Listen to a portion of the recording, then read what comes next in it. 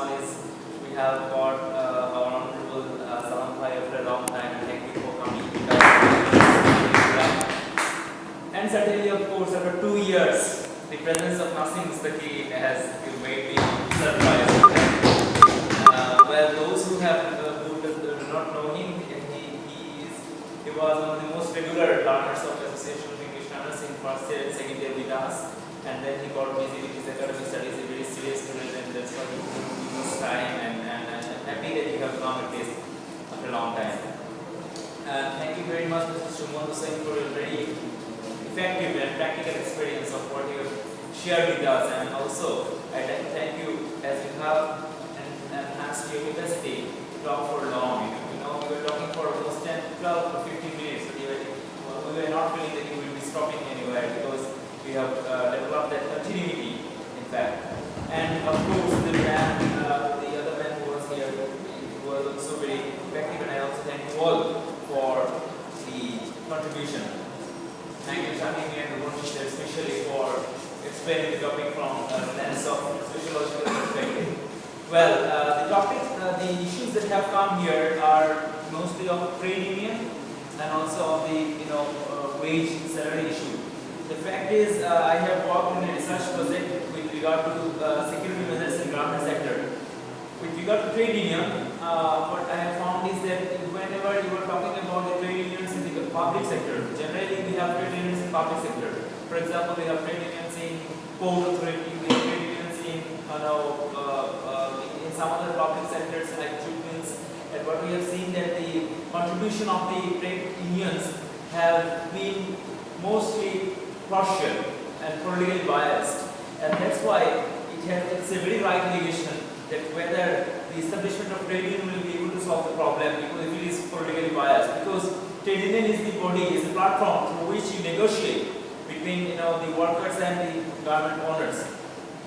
Now, if it is government owned, if it is a Awami League government, if the trade union is Awami League sided, certainly the main issues will not come, and therefore it will not be publicized.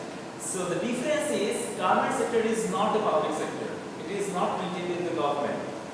If there is a provision of including trade union in garment sector, there will be corporate social responsibility from the private sector owners part. That there will be trade union which will not be essentially politically biased. So there will be an accountability, but the owners are not willing to give trade union rights because they think that if it is given to the workers will be feeling too much empowered and they will be bargaining with anything. And the second point is about wage salary issue. When the wage was 800 taka, the owners, when there was demand that it should be 1200, the owners said our industry will collapse. When it was 1200 taka, when there was demand for 1600, the owners said industry will collapse. Now it is 300. Now again we are telling that if any increase will collapse.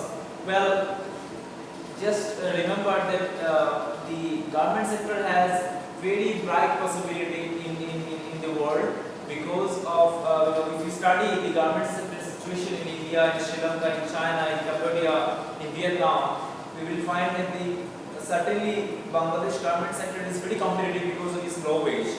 But still it is so low that it is not being able to maintain the minimum life standard. But certainly it will have an effect if it is 8,000, but it should be increased incrementally up to some extent. And there is no worry from this part, it's because of the fact of capacity. I have talked with someone from Philippines who is working who is appointed in Bangladesh from an American organization, and he has told that the specialty of Bangladeshi garment industries is that the female workers who work there are very capable of making shirts and making the garments quite well. They are quite naturally skilled. They don't need any special training, they just come and the buyers are very happy with. So even if you increase a little bit of your salary, your market will not lose that much. But certainly it will not go to 8,000. So these are the factors that we have to take into consideration. Now, why is this that unrest is taking place? If you are demanding something, if you are not being able to channel your voice, if you are not being able to let your owner know what you want, then certainly you will go for vandalizing vehicles, certainly you will go for shutdown, because otherwise you have to know the people that you want something, because there is no authority, there is no particular distance. This is the thing why this unrest is taking place. Now to solve this issue, another thing is certainly the wage issue and remuneration need to be sorted out, and there are some other problems like there is no representation of the owner from the workers. Sometimes the owners choose the representative. Okay, Mr. X is the representative of your body. What happens is Mr. X goes in meeting with the owner, and the Mr. X gets some money and he stops talking. And these are the things that is happening. We will also have to be very careful about the security measures. We know Mr. Amirul Islam, labor leader, was killed, and we also know that after the Ramadan collapse, it came out that for all the garments factories in Dhaka city, we had only 57 inspectors. But the inspection monitoring is very important. We don't have the proper licensing of the building. We don't have proper registration.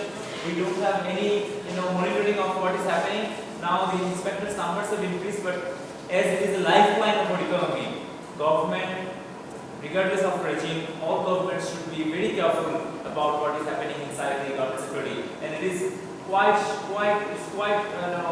possible that there will be a lot of conspiracies going on against the garment sector. So it's very important that the main thrust of the sector, the workers, to be very safe. They have to be kept very safely. They have to be kept. They have to be dealt with very carefully, and only then we will be able to understand. We will be able to resolve this issue.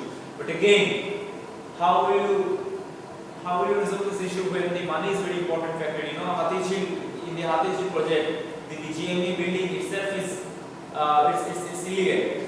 But what happened is someone filed a writ in High Court, and do you know who they have hired for filing the case in favor of them? It's Barrister Rafiqul Haq. Barrister Rafiqul Haq has agreed to file in court in favor of them, because money talks. It's all about money. Have you seen any civil society members talking anything against them? Have you seen any media house talking anything against it? Because they are owning newspapers, they are owning private TV channels. Who will be talking against them? So the important thing is, we are still students. We are not yet committed to anyone, any party. At least we should have a very any consensus feeling with ourselves that we will not at least cheat with the people who are making our shirts. When in garment sector, they do not even cannot buy their clothes that they make. So it's important that we have to be very sensitive about these things, and no matter where we go, we should at least have this in mind that we should do something for the workers of the sector. Thank you very much. And the next topic is we will be going in a vacation from next Friday, and we thought that we should have some relaxation before going to our home. It will be a long vacation, and we will be having some fun in the next session. And the topic is love nowadays. Love.